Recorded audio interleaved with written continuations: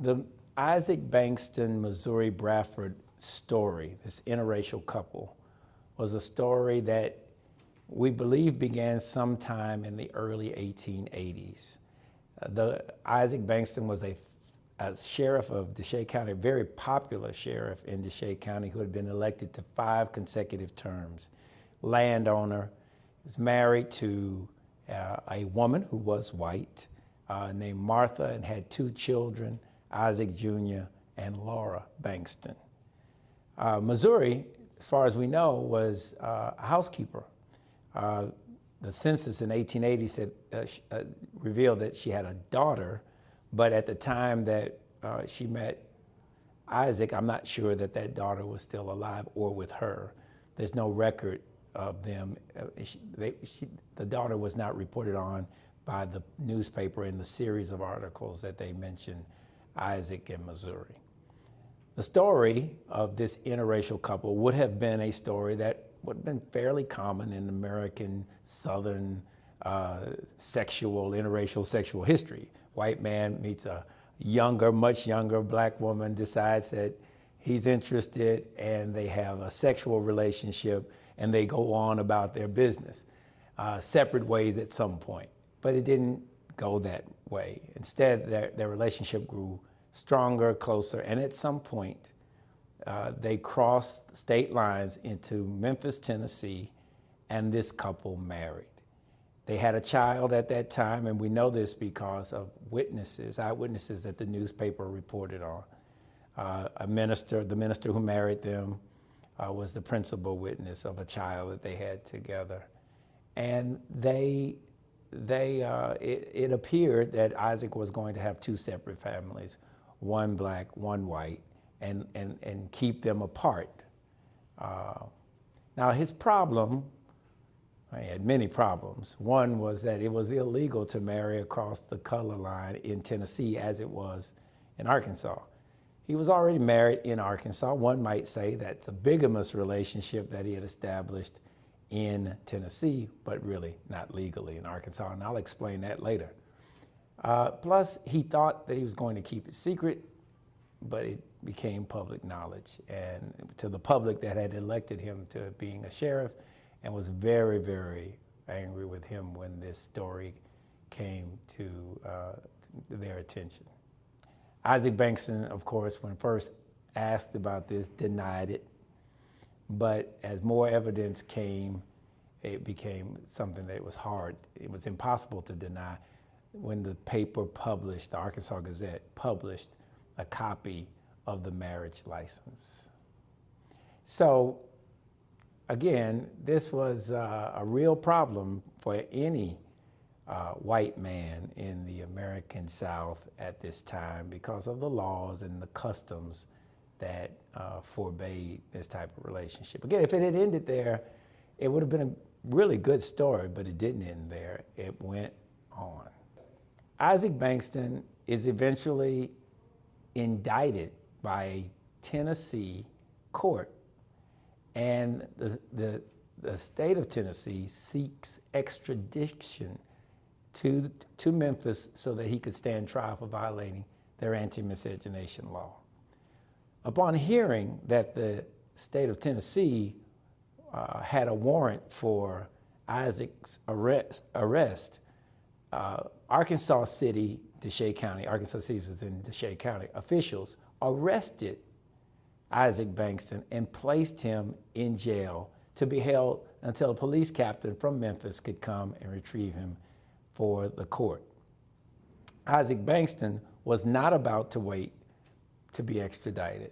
Instead, he broke out of jail and headed to Greenville, Mississippi, which was not very far away from Arkansas City. Now, he could break out of that jail because he had helped to construct that jail, and so I'm sure he had some very practical awareness of that jail's limitations to hold prisoners.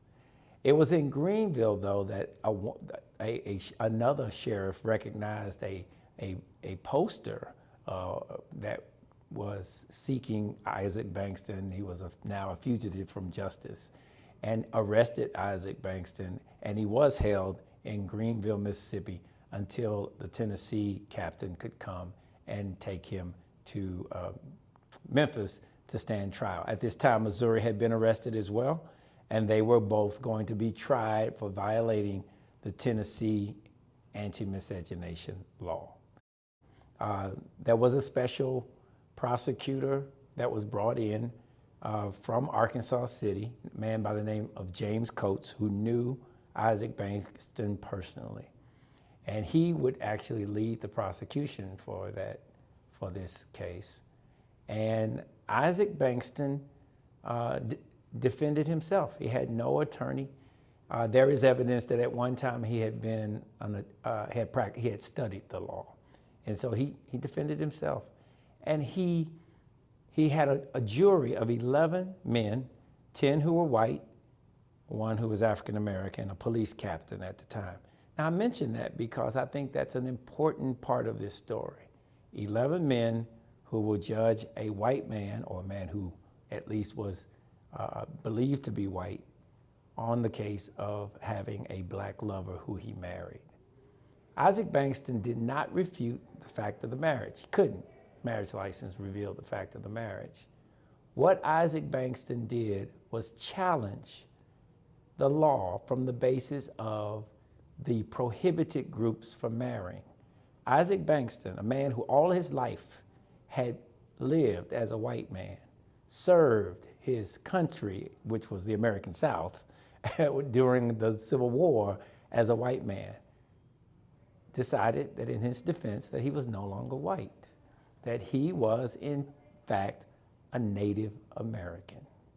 And there was no prohibition against a Native American marrying an African American in Tennessee in 1884. And he was right. There was no prohibition. So he had to make his case. And he made his case by the testimony of the minister who married them, who thought, the minister said he thought that Isaac Bankston was a man of color. The county clerk who issued the marriage license said that he thought that Isaac Bankston was a man of color. And now these two men, the county clerk and the minister, had personal reasons why they would want to argue this, because it was against the law for a minister to marry an interracial couple, and it was against the law for a county clerk to issue a marriage license to an interracial couple. So they had a vested interest in supporting Isaac Bankston's defense. But maybe they really thought he was a man of color. Bottom line is, Isaac Bankston won his case in one day without much fanfare. Now, again, wonderful story. Lots of things we can learn about these laws, about Southern norms, and just the story itself would be interesting and also informative to readers. Doesn't end here, though. It goes on. The next part of the story involves notions of Southern honor. Students of Southern history learn that in the South, Southern men had a responsibility to defend their family name. The higher your social rank, the more important that responsibility was. You also had a responsibility to defend women in your family from any insult, any type of social scar mark on their reputations. Well, Isaac's family name hit the conditions, the social public condition of his wife, his white wife, and his children, his white children, at least they were white, we thought at one time, had all been really compromised by the publishing of the publishing of the fact of his marriage, and also this court case. And so he needed in his own mind to avenge this slight to his family honor. And the person he chose to find retribution against was the special prosecutor, James Coates. So on a June day, hot day, at the end of the court day, Coates was an attorney in Arkansas City. Isaac met him on the steps of the courthouse and began cursing him and Isaac had a stick in one hand and a sidearm, but he pulled out his stick and he began hitting the special prosecutor. Special prosecutor tried to get away, but Isaac kept beating him. So the special prosecutor, James Coates, brought out a knife that he had on him and turned, and they began fighting. And Isaac Bankston pulled out his gun and shot James Coates. James Coates lunged with his knife and stabbed Isaac Bankston. James Coates dies immediately on the steps of the courthouse. Isaac Bankston would die 2 days later. This is how the story of Isaac and Missouri ended. Because instead of deciding which family to go back to, Isaac Bankston decided that he had to avenge his Southern honor. And he did so, I guess, in his own mind, but he also cut short his life.